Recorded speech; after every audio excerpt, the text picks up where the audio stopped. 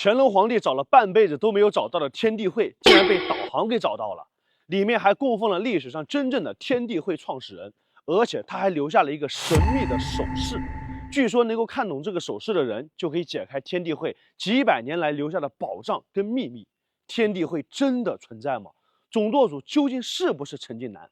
今天我们就一起走进天地会，走吧。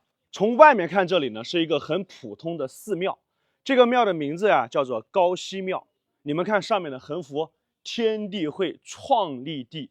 再看看上面的简词啊，真的是太漂亮了，不敢想象天地会竟然真的存在。我们现在到里面去看一看，天地会的总舵主究竟长什么样。走，这一位呢，据说就是天地会的创始人，但是他不叫陈近南，而是叫郑开。郑开是福建云霄县高塘村人，大约出生于1735年。幼年的时候呢，家里非常的穷，因此他小小的年纪就背井离乡去了广东。到了1761年，长大成人的郑开呢，就回到了家乡。此时啊，他已经变成了一位出家的僧人，法号叫提喜。也是在这一年，郑开在家乡呢，跟几个朋友结拜，创立了天地会这个组织，还创造了一套内部的暗号系统，包括手语、切口等等。大家过来仔细的来看一看他的这个手势，你们是不是觉得非常的奇怪？而且呢，天地会啊还分为10堂，前5房5堂跟后5房5堂。前5房呢是莲花堂、洪顺堂、嘉护堂、参泰堂、弘化堂，后5房呢是青木堂、赤火堂、西金堂、玄水堂、黄土堂。郑开他成立了天地会不久啊，就暗中策划了组织反清的起义，但是2次起义都以失败告终。到1779年，年仅44岁的郑开就去世了，但是他创立的天地会却日益的发展壮大，势力呢几乎遍及整个福建省。你们看一看上面这里，还有一个人的名字叫做近南先生，这就是陈近南。他究竟是谁？那怎么证明郑开就是天地会的创始人呢？这里呢有一块碑文，讲的就是天地会跟洪门，是很多的专家在考证之后立在这里的。上面大概说的是1786年，台湾的天地会堂主林爽文发动了起义，起义军呢几乎是占据了整个台湾。那么乾隆皇帝呢被迫出兵，经过2年的苦战，才最终把起义军给镇压。林爽文被镇压之后呢，满清当局啊这才发现天地会这个神秘的组织，并且发现林爽文的师傅叫严烟，在顺藤摸瓜的往下去找，发现严烟的师傅正是提喜和尚郑开。这一切都被记载在了满清当局的档案之中。由于受到朝廷的打压，天地会呢一直是在地下活动，他们对外的名称从此呢也几乎不叫天地会了，而是改叫洪门。那么成员之间的交流呢，也尽可能的采用暗号跟切口，时间长了就形成了一套完整的江湖黑话的系统，由而产生了我们现在所看到的这个奇怪的手势。出手即山，这边也有详细的介绍跟说明。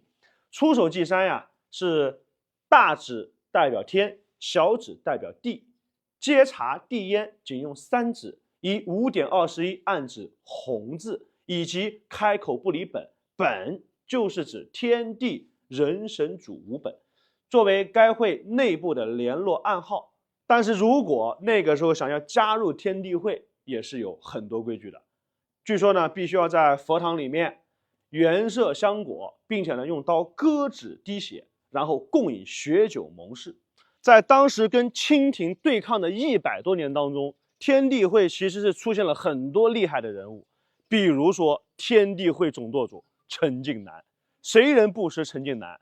但是真正的陈近南名字其实叫陈永华，是当时郑成功的一名得力干将。在帮助郑成功治理台湾的时候，他从闽南呢请去了赛盐的师傅，发明了独特的制盐法，使赛盐技术在台湾广为传播，起到了上御府库下知民食的伟大的效果。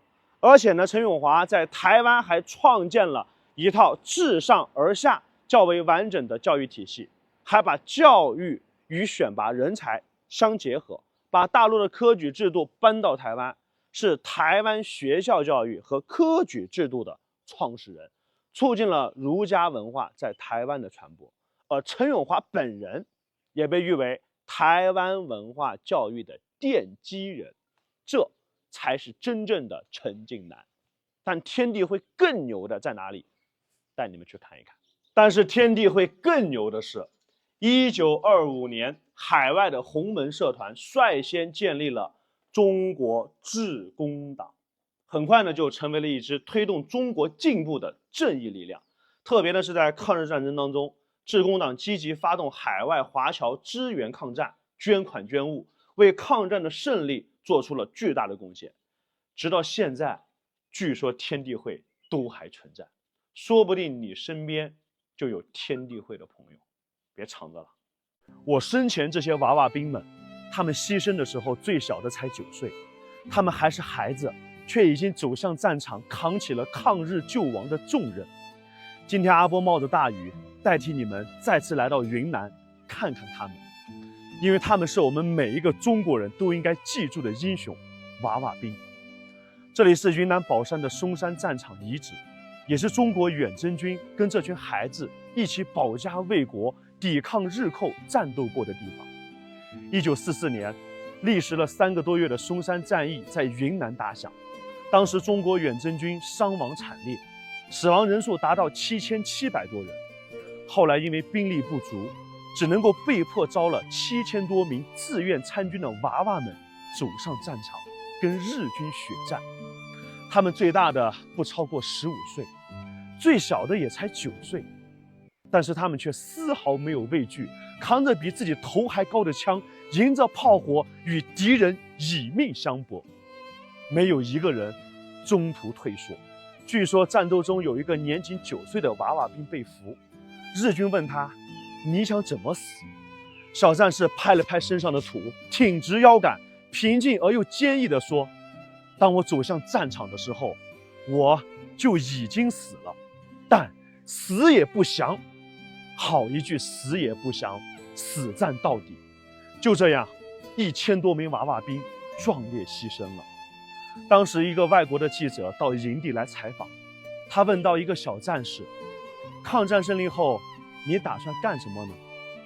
孩子摸摸头，想了想，微笑地说：“那个时候啊，我应该已经牺牲了吧。”记者当场泪崩。